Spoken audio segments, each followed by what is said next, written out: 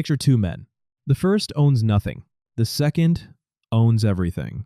He controls the largest empire in the known world. Now, what if I told you these two men believed the exact same things about how to live?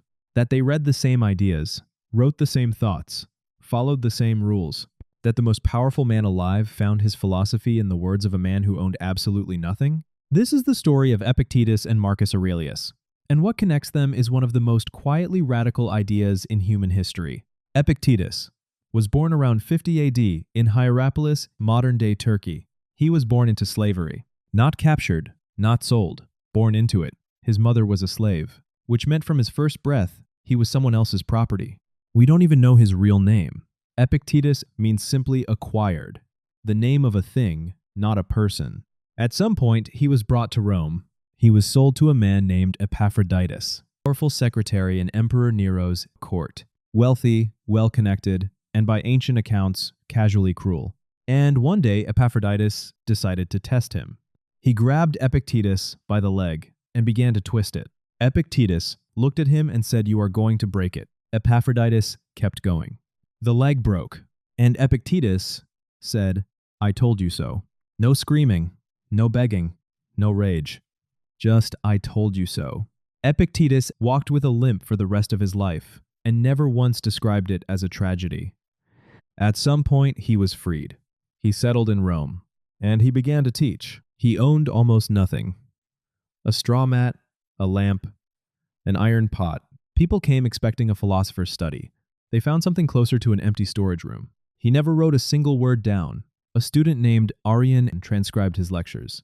Those transcriptions became the discourses and the Enchiridion, read by emperors, soldiers, prisoners, and presidents for 2,000 years, all from a man who owned a lamp and a pot. So what did Epictetus actually believe? Things within your control, your thoughts, your judgments, your response to what happens. Things outside your control, your body, your reputation, your wealth, other people, whether you live or die. Most people build their happiness on things outside the circle. And when those things get taken, everything collapses. Epictetus called this building your house on sand. Your reputation can be destroyed overnight. Your wealth can vanish. Your health can fail. And if your peace of mind depended on those things, it goes with them. But your response to what happens, your judgment about what it means, that is always yours. No one can take it. Not a master, not an emperor, not Rome itself. For a man who owned nothing and was legally someone else's property, this wasn't abstract philosophy. It was the only freedom available to him, and he decided it was the only freedom that actually mattered. Now, on the completely other side of the social universe, Marcus Aurelius was born in 121 AD into one of Rome's most prominent families. His father died when Marcus was 3. He was raised by his grandfather. Emperor Hadrian noticed the boy.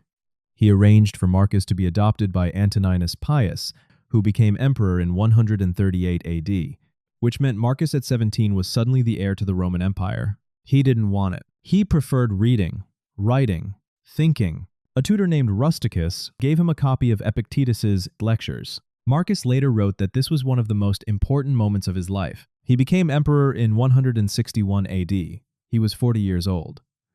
The Antonine plague swept through the empire, up to 2,000 people a day at its peak. Germanic tribes invaded across the northern border. Military campaigns stretched on for years. Political conspiracies swirled constantly. And every night after all of it, Marcus sat down and wrote in a private journal.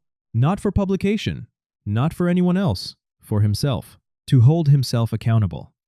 To process the weight of ruling the world. We now call that journal Meditations. It was never supposed to exist. It was never supposed to be read. And it is one of the most extraordinary documents in human history. Open Meditations to almost any page, and you find this. You have power over your mind, not outside events. Realize this, and you will find strength. Sound familiar? The same circle, the same idea. Written 2,000 years ago by a freed slave.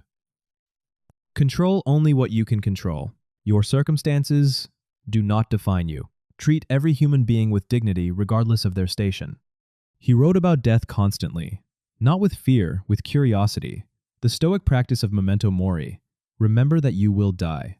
If everything ends, the only question worth asking is how you spend the time between now and then. He wrote about his own failures, repeatedly, with brutal honesty, not performing philosophy, using it as a tool to become better. The most powerful man in the world, writing alone at night, holding himself to a standard set by a freed slave who owned a lamp and a pot. So how did the words of a freed slave reach the most powerful man in the Roman Empire? Through Rusticus, the tutor who handed Marcus that scroll as a teenager.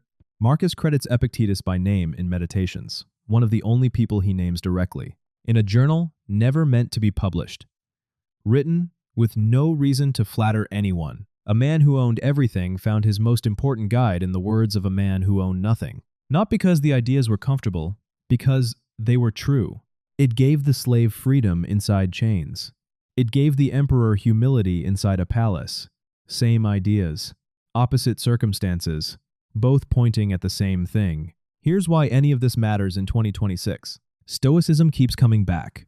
Prison cells, boardrooms, therapy offices, military training, self-help shelves.